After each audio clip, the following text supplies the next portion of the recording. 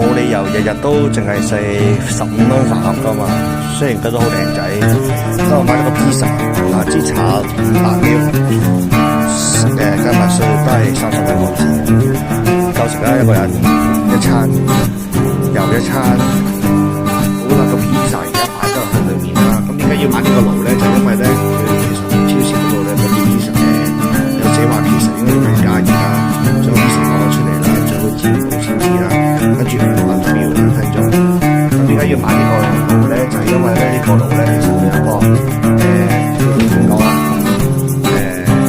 水蒸氣加熱功能，咁就撳咗呢個邊啦，跟住咧就可以入個汽水，起完水之後撳翻微波，跟住咧就幾多秒咧，咁就而家都1分鐘。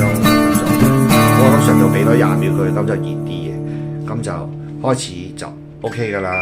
整完之後出嚟咧就係一個外脆內軟嘅 pizza，就唔會乾真真咯。開飯。